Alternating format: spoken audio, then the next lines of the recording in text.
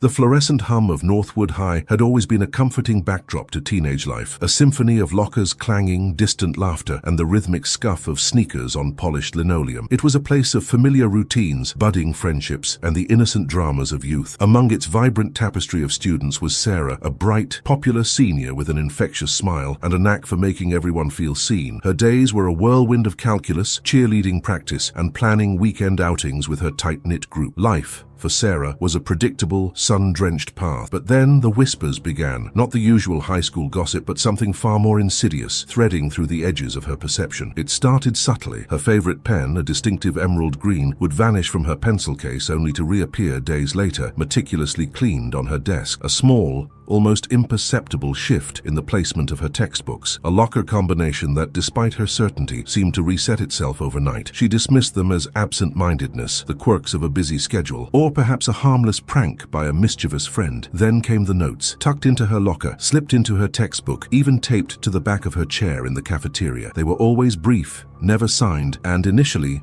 rather innocuous. "Nice job on the history test, Sarah. That new sweater really suits you." At first she found them oddly charming, attributing them to a secret admirer, but the charm quickly faded as the observations became more specific, more intimate. "You looked tired after cheer practice yesterday," one read. "Make sure to get enough rest." Another, "Your favorite coffee shop is the one on Elm Street, right? The barista knows your order." A cold knot began to form in her stomach. How could anyone know such details? Sarah tried to shake off the growing unease, convincing herself it was all in her head, a byproduct of stress. Her friends, bless their well-meaning hearts, echoed her rationalizations. Probably just a secret admirer, Sarah. Mark, her best friend, had chuckled, trying to lighten the mood. Someone's just got a crush. But even as he spoke, a flicker of concern crossed his face, a mirrored reflection of the unsettling feeling that had begun to cling to Sarah like a shadow. The incidents escalated. A photo of her, taken from an unusual angle. She was laughing, head thrown back, unaware, somehow found its way into her backpack. It wasn't a selfie, nor was it taken by any of her friends. It was a candid snapshot, taken from a distance by someone unseen. The image sent a shiver down her spine. This wasn't a crush. This was something darker. This was an invasion. The fear, once a distant hum, now vibrated through her every waking moment. She found herself constantly scanning hallways, darting glances over her shoulder, feeling an invisible gaze following her. The comfort of Northwood High evaporated, replaced by a pervasive sense of dread. Even her home, once a sanctuary, now felt exposed. She started locking her bedroom door at night, a habit she'd never had before. One afternoon, after a particularly unnerving incident where she found a small handwritten poem about her smile left on her locker, a poem that referenced a childhood memory she'd only ever shared with her grandmother, Sarah finally broke. She confided everything to Mark, her voice trembling. He listened, his easygoing demeanor slowly hardening into a mask of concern. He tried to rationalize, to offer logical explanations, but the unsettling feeling that had begun to worm its way into his own mind lingered, heavy and cold. The next morning, a new message awaited Sarah, not on her locker, but on the social media profile of her closest friend Emily. It was a cryptic post, seemingly innocent, but its subtext was chillingly clear. It mentioned Sarah's exact route home from school the previous day, detailing a small detour she'd taken to avoid a puddle. This was information only someone who had been following her could possess. The message ended with a single, unsettling emoji, a pair of wide, unblinking eyes. This was not a prank. This was a predator. Sarah's terror deepened, and she began to isolate herself, pulling away from her friends, her usual vibrant energy replaced by a haunted pallor. Every rustle of leaves, every creak of the floorboards, every shadow held a potential threat. The world had shrunk, becoming a cage with unseen bars. She felt constantly observed, even in the presumed safety of her own home. A new student, a quiet, unassuming boy named Liam, had recently transferred to Northwood. He was polite, almost overly so, and possessed an uncanny knack for appearing exactly when Sarah seemed most distressed. He offered her a sympathetic ear, a kind word, a reassuring presence. He seemed helpful, almost a guardian angel. Yet, something about his pervasive proximity, his subtle way of inserting himself into her conversations and orbit, felt strangely unsettling. Was it a coincidence, or was he another piece in this terrifying puzzle? The tension in the school was palpable, a silent hum of paranoia. Whispers about strange occurrences weren't limited to Sarah anymore. Other students, quiet ones, outwardly unremarkable, shared hushed accounts of misplaced items, unsettling notes, and the inexplicable feeling of being watched. Trust began to fray. Friendships relationships grew strained as everyone eyed everyone else with suspicion. Sarah began to doubt her own sanity, questioning if her fear was warping her perception. Then a small, seemingly insignificant detail emerged. Several students, including Sarah, had reported finding tiny, almost microscopic glitter particles on their belongings after strange incidents. It was a specific shade of iridescent blue, easily overlooked, but now a chilling thread weaving through their separate nightmares. Sarah clutched a small plastic bag containing a few of these particles, her mind racing, trying to connect the dots. The picture was incomplete, but the edges were starting to form. One evening, as she walked home, her heart pounding in her chest, she thought she saw it, a fleeting glimpse of a shadowy figure, tall and slender, ducking behind a parked car just down her street. She blinked, and it was gone. Had it been her imagination, or was the unseen finally manifesting? The stalker knew her routine,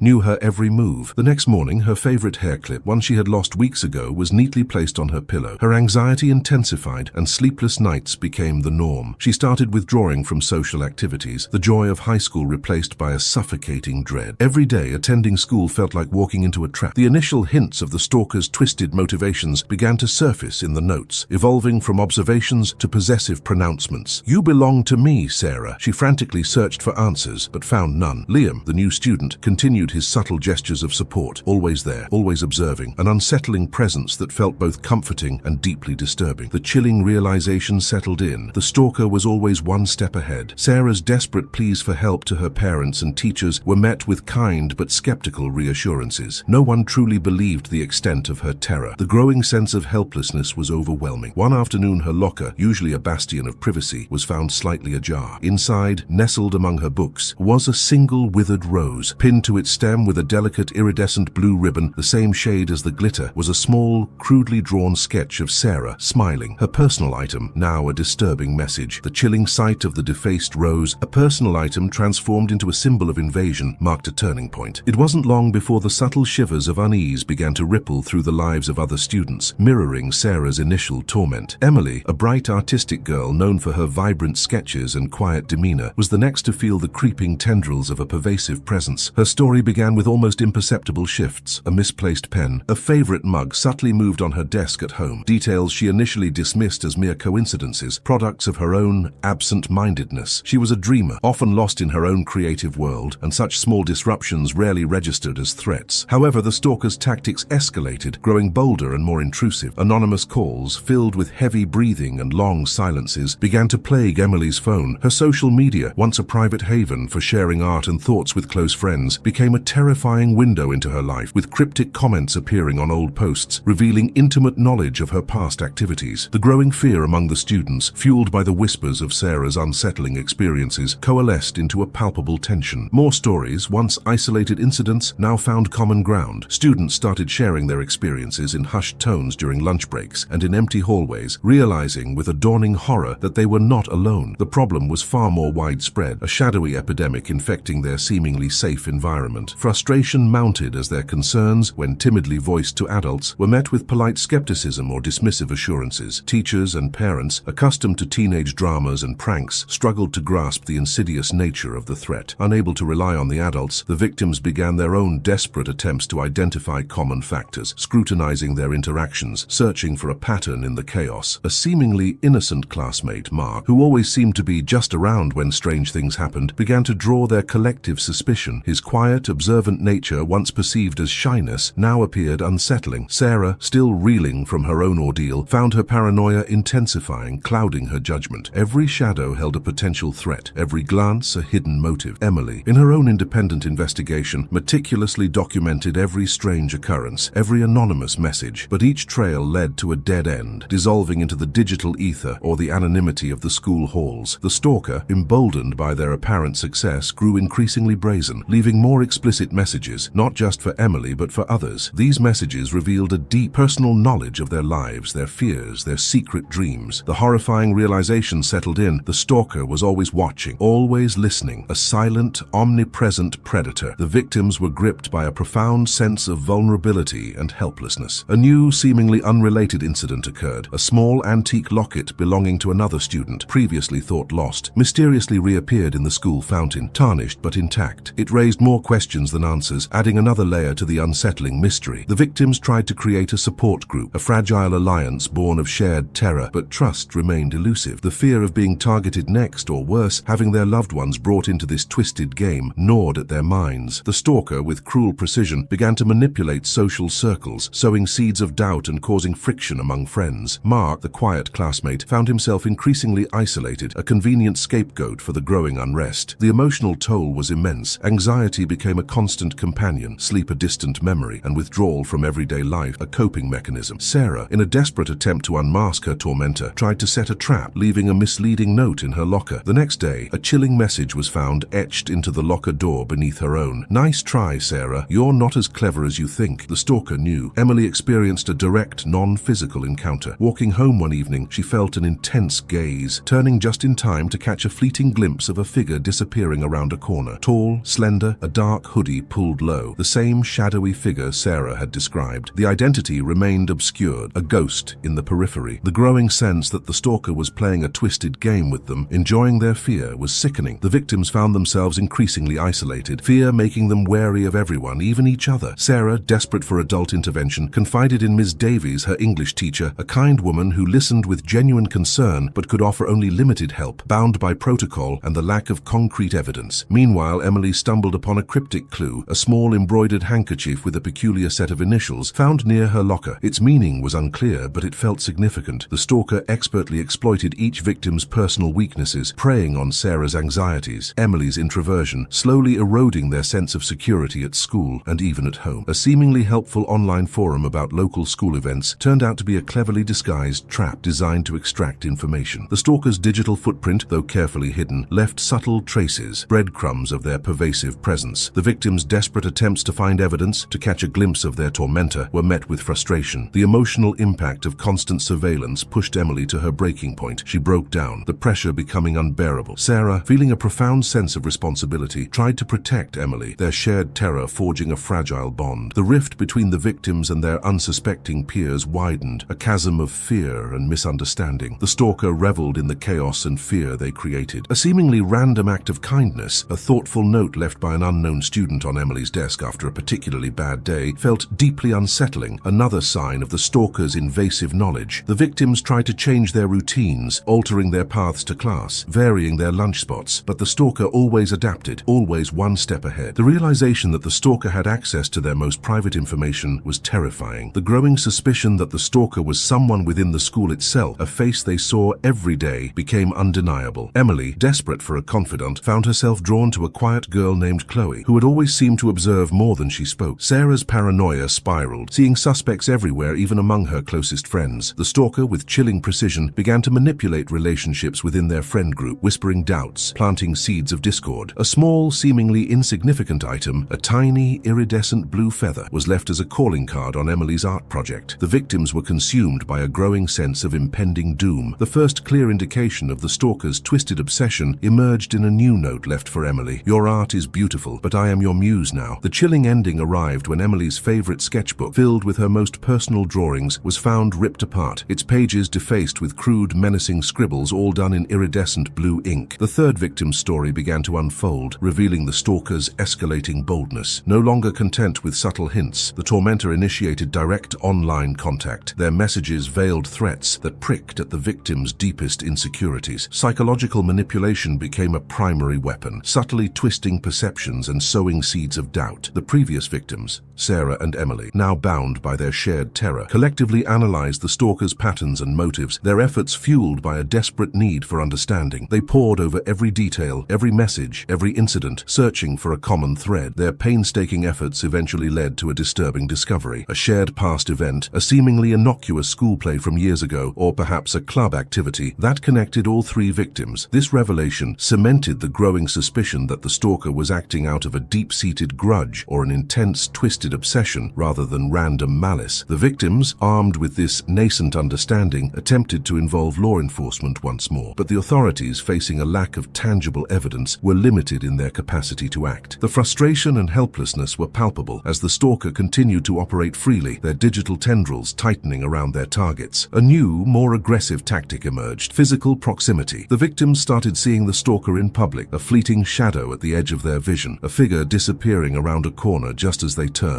The sightings were always too brief, too ambiguous to confirm an identity, but they were frequent enough to maintain a constant state of terror. The emotional emotional toll of this constant vigilance and fear was immense, eroding their sense of safety in every public space. Then, a chilling escalation. A close friend of one of the victims, a girl named Jessica, became indirectly targeted. Cryptic messages started appearing on her social media, referencing inside jokes only she and the victim shared, making it clear the stalker's reach was expanding. The victims, now driven by a desperate need to protect not only themselves, but also their loved ones, began to take extreme measures. They realized the stalker was using technology to track and harass them, accessing their personal devices with unnerving ease. Every notification, every email, every social media post felt compromised. In a desperate attempt to gain an advantage, they tried to create a digital trap, setting up a decoy profile with false information, hoping the stalker would fall for it. The plan almost worked, drawing a suspicious interaction, but the stalker, ever cunning, detected the ruse. A chilling message appeared on their shared group chat shortly after, mocking their efforts, a stark reminder of their tormentor's superior technological prowess. The third victim,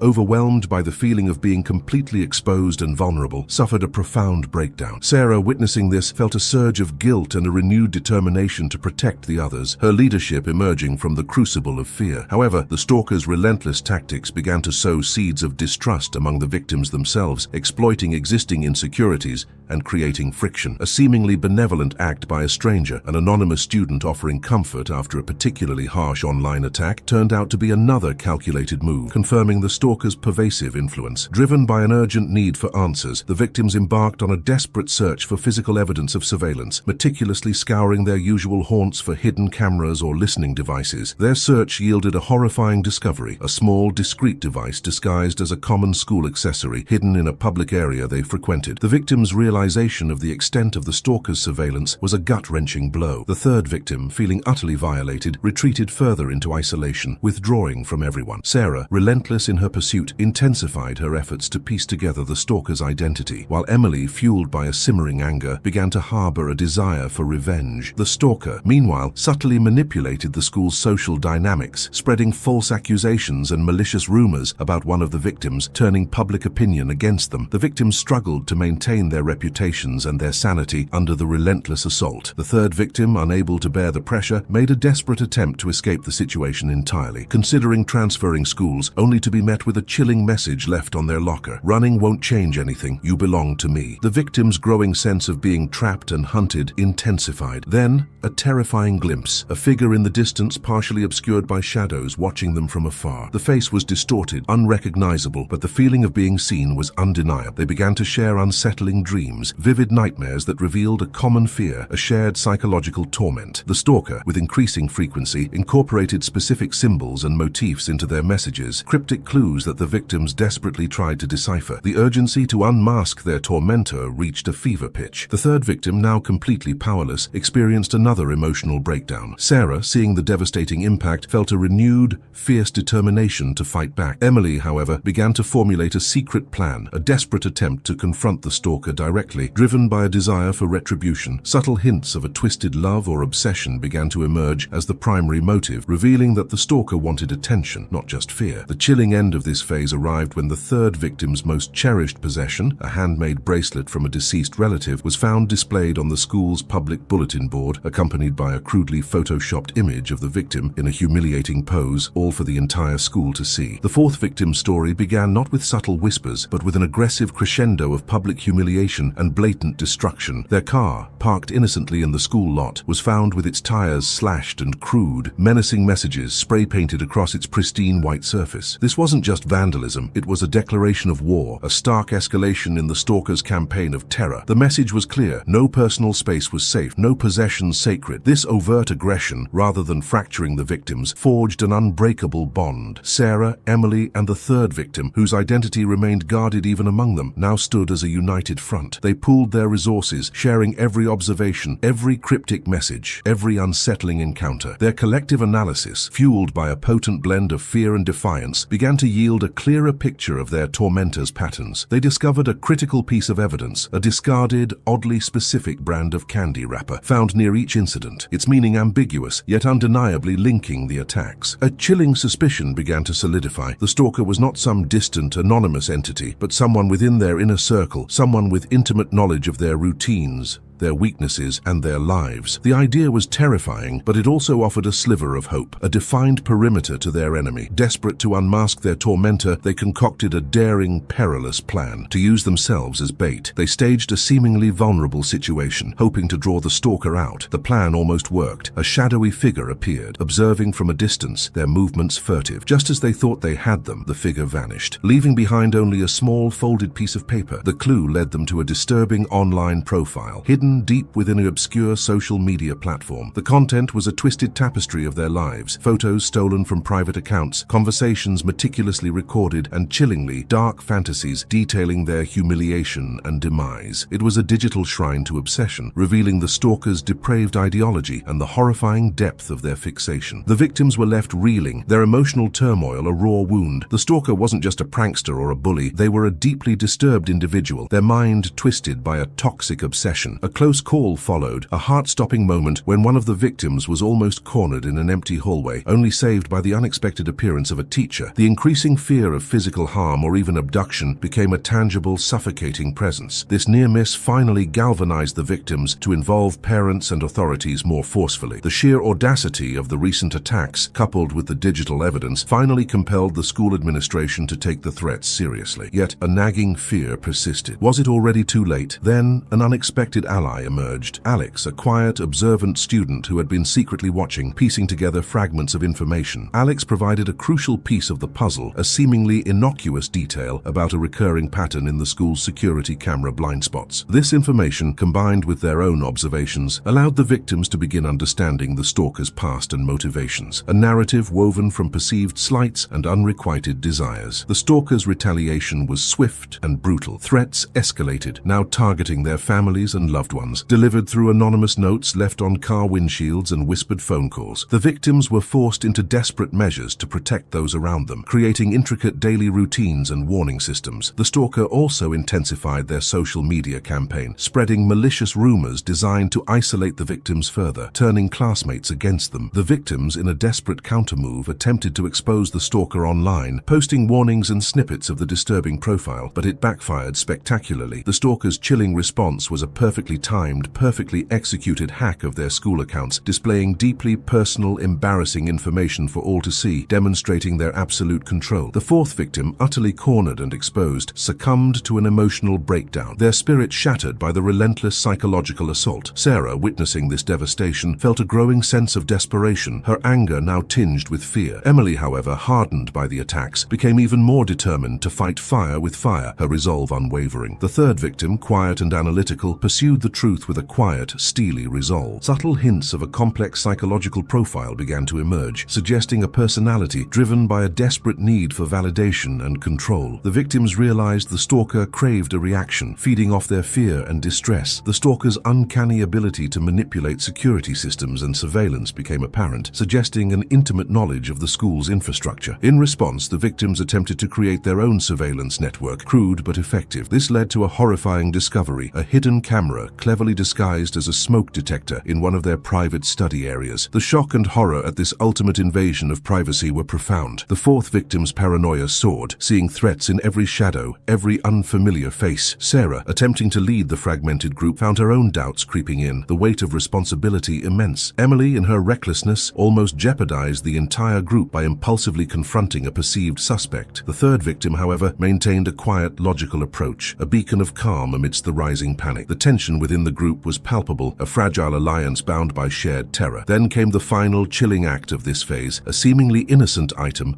a small personalized keychain belonging to the fourth victim, was found impaled on a classroom door with a sharp, rusty nail. Attached to it, a single handwritten note: "I'm always watching, and soon I'll be much closer." The public setting, the personal item, the direct threat. It was a stark, terrifying message, confirming the stalker was closer than they had ever imagined, ready to strike. The fifth victim's story began not with subtle whispers, but with an abrupt, terrifying crescendo, marking the climax of the stalker's reign of terror. It was a direct confrontation, not in person, but through a series of increasingly aggressive digital incursions that left no room for doubt about the stalker's immediate presence. Their social media accounts were hijacked, their private messages broadcast, and their personal photos defaced with menacing annotations. The victims, now a united force, their individual fears coalescing into a singular, unwavering resolve, put their final, desperate plan into action. They had meticulously set a digital trap, a honeypot of misinformation designed to lure the stalker into revealing their IP address, a location,